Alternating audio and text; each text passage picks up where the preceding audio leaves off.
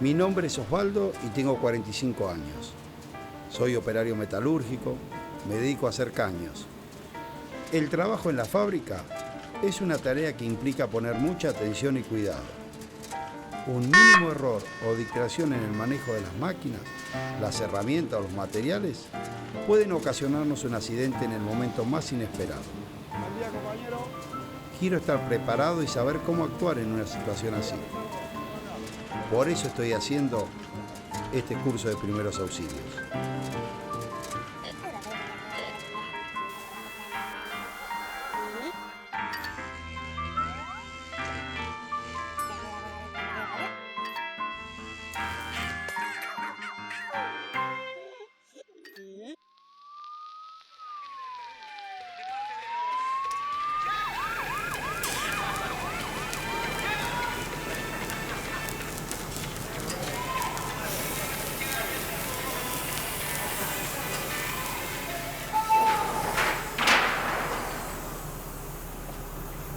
¿Qué pasó?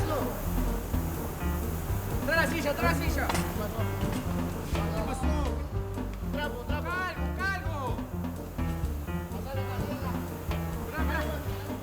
Esa no es una escena segura, ¿eh? Ahí están los compañeros, están tratando de ayudarlo como pueden. Mirá, alguien le está tirando un vaso con agua, alguien detuvo la máquina, esa máquina sigue funcionando. La escena no es segura, primero deben haber cortado la electricidad, haber parado las máquinas, lo están ayudando. Y Osvaldo está choqueado por la situación. No puede actuar, no puede actuar en esto. Claro, él no va a poder actuar en esa situación. Hoy en primeros auxilios, heridas y hemorragias. Buenos días a todos. Hoy, como verán, estamos en una fábrica, un lugar donde frecuentemente pueden ocurrir accidentes, sobre todo si no tomamos las medidas de prevención necesarias. Y el tema de hoy va a ser heridas y hemorragias. Sumario. Las heridas, el tratamiento, asepsia y antisepsia, hemorragias. Entonces vamos a empezar a definir un poquito qué es una herida. Y una herida es una rotura, una disrupción, un daño que se provoca en un tejido o en un órgano por un traumatismo mecánico. ¿Está bien? ¿Qué significa? Con alguna fuerza mecánica externa. Y vamos a ver un poquitito cómo las vamos a clasificar a las heridas. Por ejemplo, las podemos clasificar por su forma. Por su forma y por el agente traumático que las causó. ¿Y cómo las podemos definir? Bueno, como tenemos acá, una contusión es una herida que tiene una expresión mínima en la piel y en la cual vamos a tener un hematoma y que vamos a tener, por ejemplo, mucho dolor, está bien. Como un golpe, exactamente, muy bien. Ya un poco más complejas tenemos las heridas incisas o heridas cortantes, en la cual nosotros vamos a tener una herida, una expresión en la piel, por ejemplo, de una herida grande, está bien, amplia. Son heridas que, digamos, su largo es más que su profundidad. Por lo general, los bordes, los límites de esa herida van a ser vitales, van a estar vitalizados, van a sangrar. Las heridas punzantes, al revés de las heridas incisas, yo voy a tener una mínima expresión a lo mejor en la piel, pero tengo que sospechar que están producidas por un elemento punzante que ha ingresado dentro del cuerpo y la diferencia es que tengo una expresión mínima, pero son heridas más profundas. Muy bien. La herida contusa es por lo general producida por un elemento con bordes romos. Por ejemplo, un palo, que nos peguen un palazo en el brazo, en la cabeza y demás. ¿Qué es lo que voy a tener ahí? Bordes desvitalizados, una herida abierta, con bordes desvitalizados, puede ser que tenga pérdida de sustancia. ¿Qué significa esto? Que se haya perdido piel en el golpe o que se haya perdido algún pedacito de músculo, que es lo que tenemos. Y algunas de todas estas heridas también van a generar lo que llaman heridas complejas. ¿Las heridas complejas qué son? Y son heridas que afectan varias estructuras que están para abajo de la piel, ¿no es cierto? Pueden afectar la piel, el tejido celular subcutáneo, que es la grasita que tenemos debajo de la piel, músculo y ¿qué más? Huesos, tendones. Eso es una herida compleja. Y también tenemos, para nombrar, heridas especiales que las llamamos a las heridas de armas de fuego o las mordeduras. Heridas de arma de fuego o mordeduras son heridas especiales. ¿Por qué? Y porque por lo general las heridas de arma de fuego provocan un gran daño. Repasando lo que vimos. Una herida es una lesión que se produce en un tejido u órgano del cuerpo.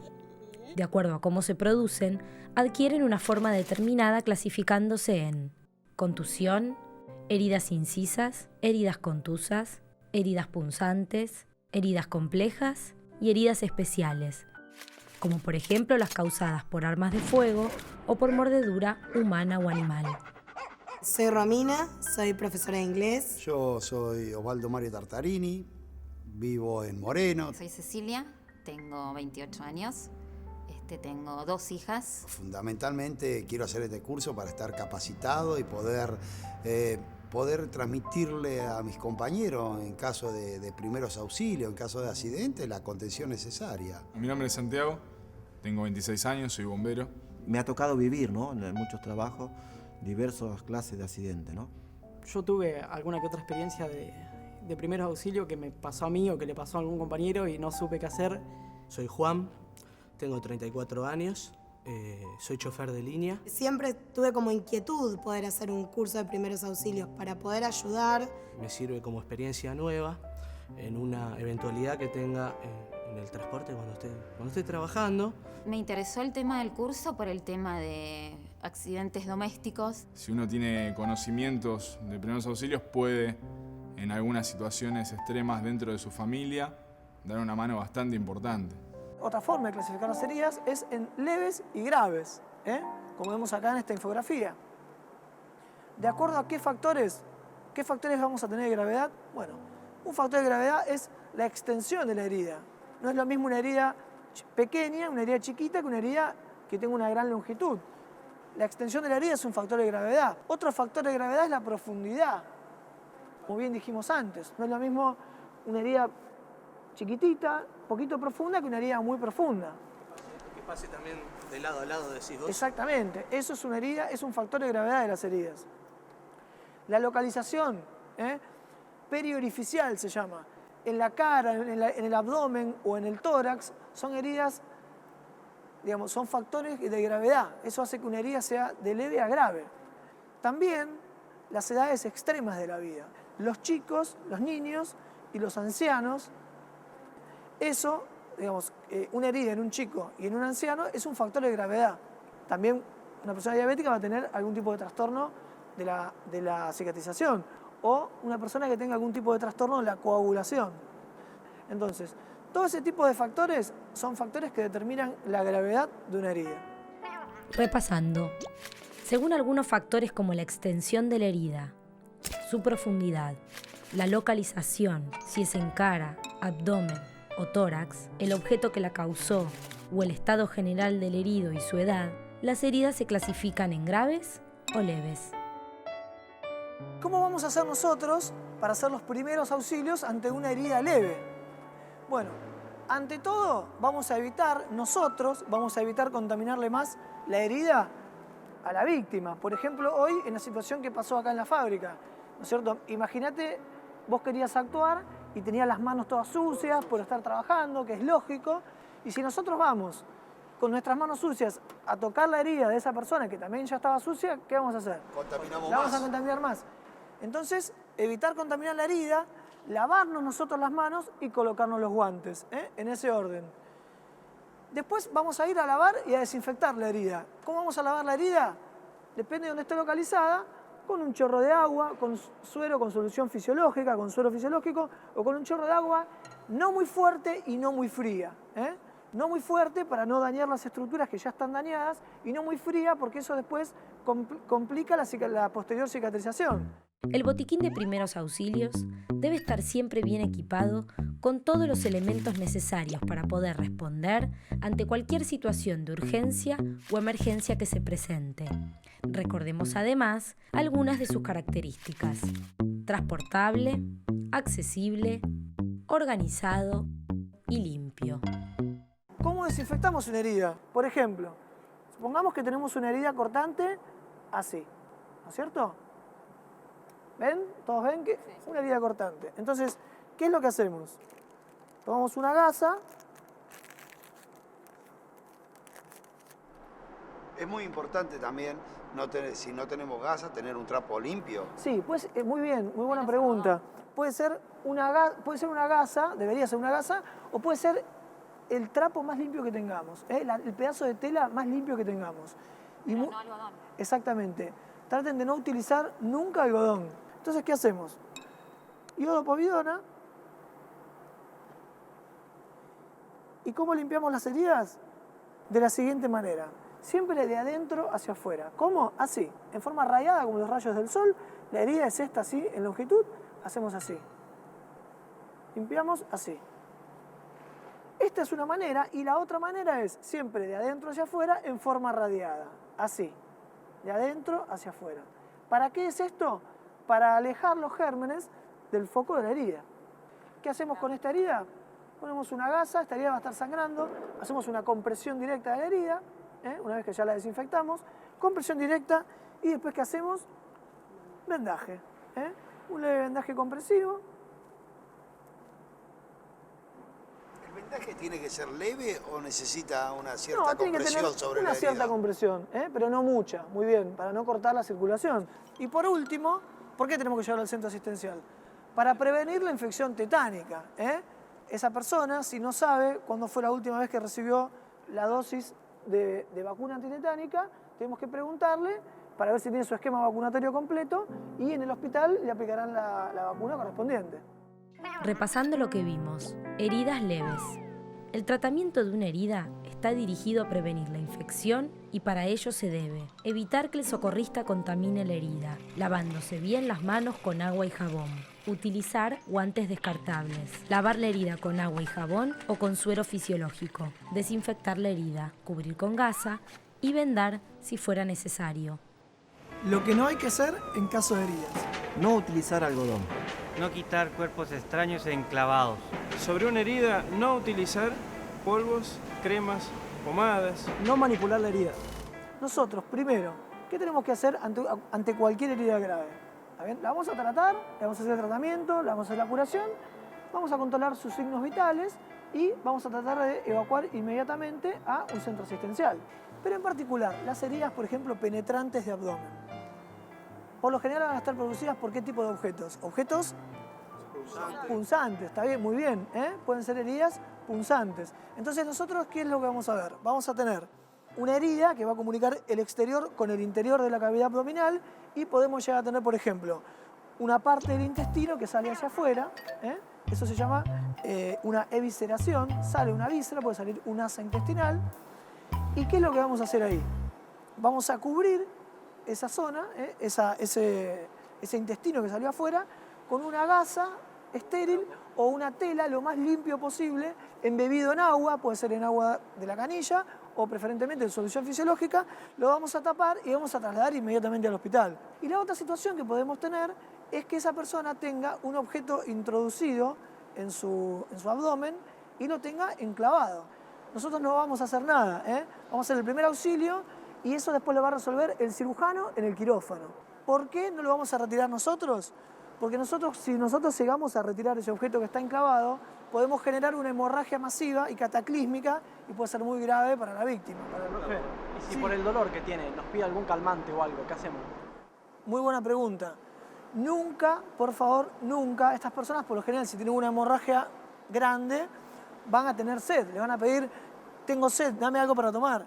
Nunca le den nada para tomar, ¿está bien? ¿Por qué? Y porque esta persona va a ir a quirófano. Es una complicación agregada, ¿está bien? No tiene que tener nada en el estómago.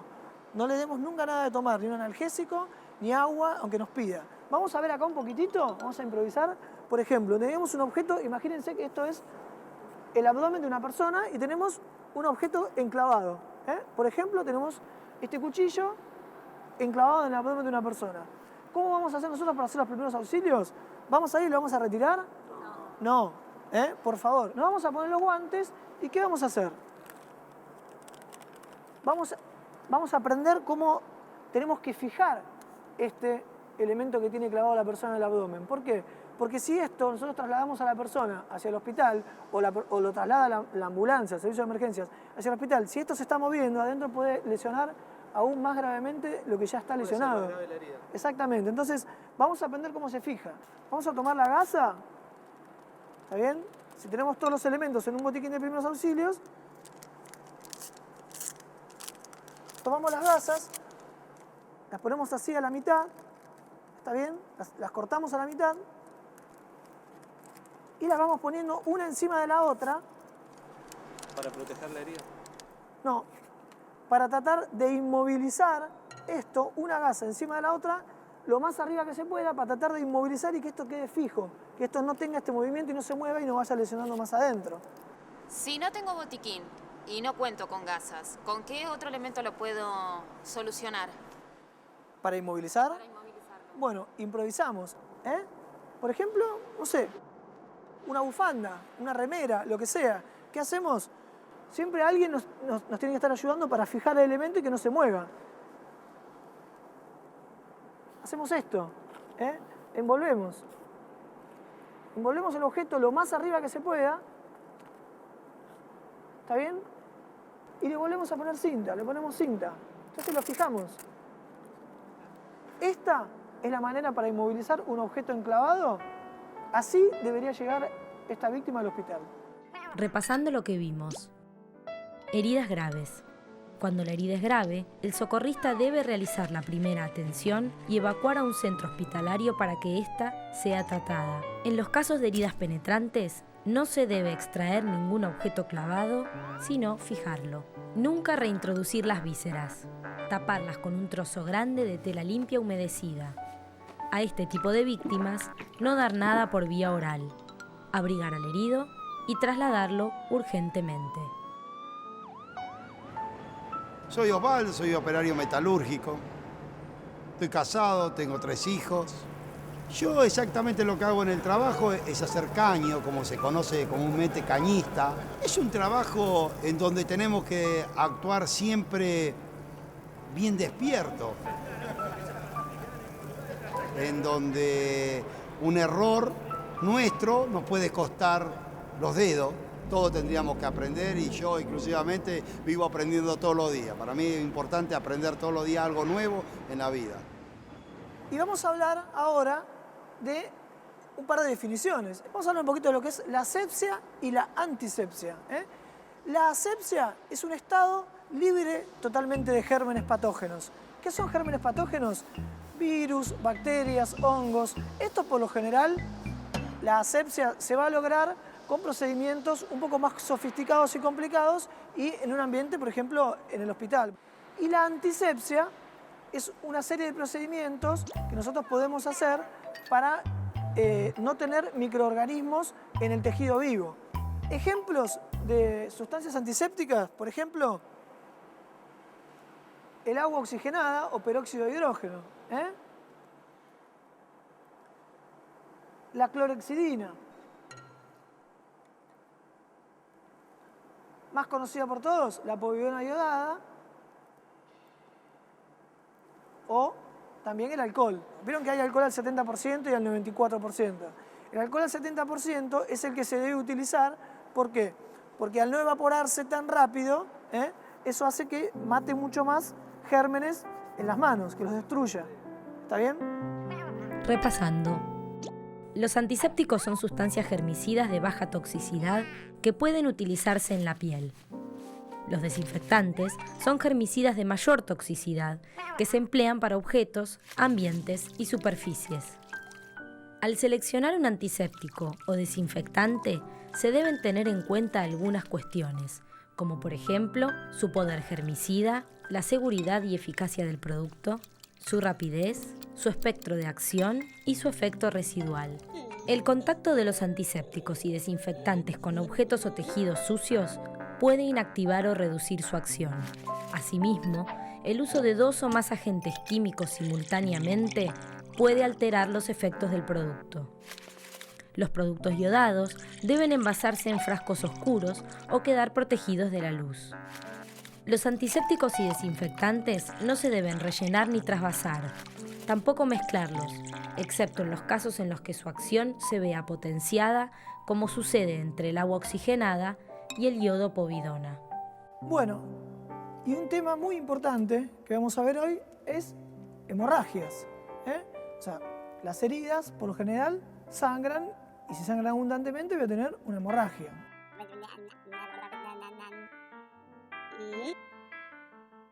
Hoy en Primeros Auxilios, heridas y hemorragias. Toda pérdida de sangre debe ser controlada inmediatamente. ¿Por qué? Y porque si esa pérdida de sangre es una pérdida de sangre muy importante, puede llevar a la persona a tener un shock hipovolémico, que significa un shock por pérdida, mucha pérdida de sangre, y eso puede llevar a que la persona pierda la vida. Una hemorragia externa puede ser capilar, venosa o arterial. Y ahora vamos a explayarnos un poco más en esto. ¿Qué es una hemorragia externa capilar? Bueno, es cuando se rompe algún capilar superficial de la piel y sale un poquito de sangre y nosotros la podemos controlar fácilmente, esa hemorragia. Una hemorragia venosa es una hemorragia externa mediante la que va a haber una salida continua de sangre y la sangre va a tener una característica. Como es la sangre venosa, es la sangre que ya recorrió todo el organismo y está volviendo, va a ser roja oscura y va a salir en forma continua, a diferencia del sangrado arterial, de la hemorragia arterial, que la sangre va a ser de color rojo brillante y va a salir en forma pulsátil, va a salir con cada latido cardíaco. Entonces, ante una hemorragia externa, nosotros como primeros auxiliadores, como socorristas, ¿qué debemos hacer? Ante todo, guantes. Muy bien, recostamos a la víctima, la podemos recostar a la víctima en el piso, la podemos recostar a la víctima sobre una cama. Vamos a evaluar el tipo de hemorragia. ¿Por qué es importante esto? Y porque no es lo mismo una hemorragia arterial, donde se puede perder mucha más cantidad de sangre en mucho menor tiempo, que una hemorragia venosa. Entonces, ¿cómo podemos hacer nosotros ahora para solucionar este problema de la hemorragia que tiene una persona en una herida? Bueno, lo primero que debemos hacer sobre cualquier herida que esté sangrando es aplicar presión directa. ¿Qué significa esto? Mediante esa presión, la mayoría de los sangrados, de las hemorragias, cesan y se controlan. ¿Qué pasa si con la compresión directa, o sea, con la compresión directa de la herida, la presión no disminuye el sangrado? ¿Qué podemos hacer? ¿Se les ocurre qué otra cosa podemos hacer? Levantar la extremidad. Muy bien. Entonces, elevamos el miembro a la altura más alta del nivel del corazón. Pero siempre seguimos haciendo la compresión directa. Y si aún con esto no disminuye o no cesa el sangrado, lo que podemos hacer es compresión en determinados puntos. Por ejemplo, en los brazos podemos hacerlo a nivel braquial o en las piernas a nivel femoral. ¿Está bien? Comprimimos las arterias. Repasando lo que vimos. La hemorragia externa puede ser capilar, venosa o arterial. Ante una hemorragia externa, el socorrista debe, en primer lugar, colocarse los guantes descartables, acostar a la víctima y descubrir el sitio de la lesión para evaluar el tipo de hemorragia. Luego, se debe hacer presión directa sobre la arteria con una compresa. Si el sangrado no cesa con presión directa, se debe aplicar un apósito más o un vendaje compresivo, elevar el miembro, excepto cuando se sospeche una lesión de columna. Si de todos modos no se puede controlar la hemorragia, se debe realizar al mismo tiempo presión directa sobre la arteria con la yema de los dedos o la palma de una mano. En los miembros superiores, la presión se hace sobre la arteria braquial o humeral. En los miembros inferiores, la presión se hace sobre la arteria femoral. Lo que no hay que hacer en caso de hemorragias. No utilizar algodón. No utilizar azúcar, polvos, pomadas, cremas, etcétera, sobre una herida. No colocar torniquete. No dar al accidentado ninguna clase de líquidos. Vamos a hablar entonces ahora de lo que es una hemorragia interna. Vamos a tener algunos signos que nos van a indicar que podemos llegar a tener una hemorragia interna. Por ejemplo, algún sangrado por los oídos, por la nariz, en el recto, en la vagina. Imagínense que esto es una emergencia. Tenemos que recostar a la persona y elevarle las piernas. ¿Para qué? Y porque nosotros la sangre la vamos a necesitar en los órganos nobles del cuerpo. Vamos a necesitar la sangre concentrada en el corazón, en los pulmones, en el cerebro, en los riñones. Vamos a tratar de chequear su respiración. Recuerden que hacíamos el miro, escucho y siento. Vamos a tratar de chequear su respiración, porque esta persona puede entrar en shock y puede perder la conciencia. Importantísimo esto y nunca se lo olviden. Lo cubrimos con una manta. Por más que haga 30 grados de calor, por más que estemos en verano. ¿Por qué? Porque esa persona, al no tener sangre circulando dentro de su organismo, va a entrar en un estado de hipotermia. Entonces, siempre cubrirlo con una manta, con una campera, con un pullover, con lo que tengamos. Importantísimo también, nunca a este tipo de accidentados darle ningún líquido por boca, ¿eh? Y, como bien dice acá, pedir ayuda urgente para trasladarlo a un centro asistencial. Repasando, ante una hemorragia interna se debe acostar a la persona afectada, elevarle las piernas, comprobar su respiración y pulso y cubrirlo con una manta. Nunca darle al accidentado ninguna clase de líquidos y pedir ayuda urgente para trasladarlo a un centro médico. Hacia un sangrado de nariz, Sí. ¿es conveniente inclinar la cabeza hacia atrás? Muy buena pregunta.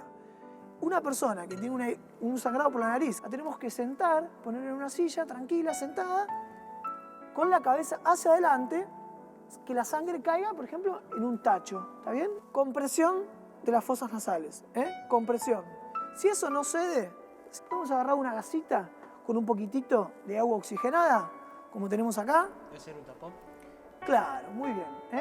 Ahora, si la epistaxis, o sea, el sangrado por la nariz, dura más de 30 minutos, tenemos que llevar a esa persona a un centro asistencial. La activación del servicio de emergencias médicas se realiza llamando al número de emergencias de la localidad en cuestión, para lo cual es importante haberlo averiguado con anterioridad y tenerlo a mano. En Argentina, el número de emergencias nacional es el 107. Llegamos al final de la actividad de hoy. No sé qué les pareció, si les pareció interesante. Bueno, me alegro mucho. La idea es que ustedes lo puedan aprovechar para que, bueno, en algún momento, ojalá nunca les toque, pero bueno, por lo menos sepan qué pueden hacer ante una situación en la cual se enfrenten ante una herida que sangra. Por eso la clase de hoy era heridas y hemorragias. Bueno, les agradezco mucho por haber venido y nos vemos la próxima clase. ¿Está bien? Gracias. Hasta luego.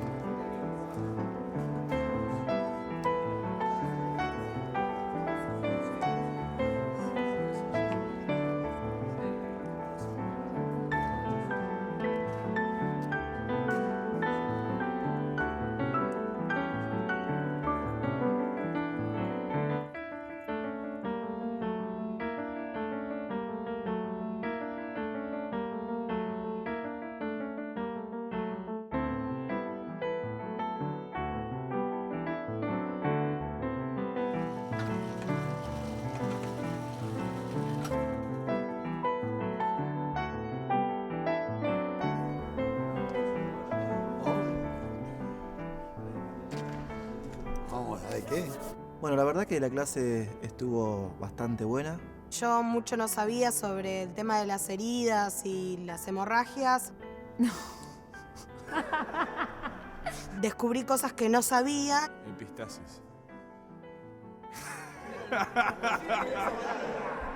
Me gustó mucho lo práctico, ¿no?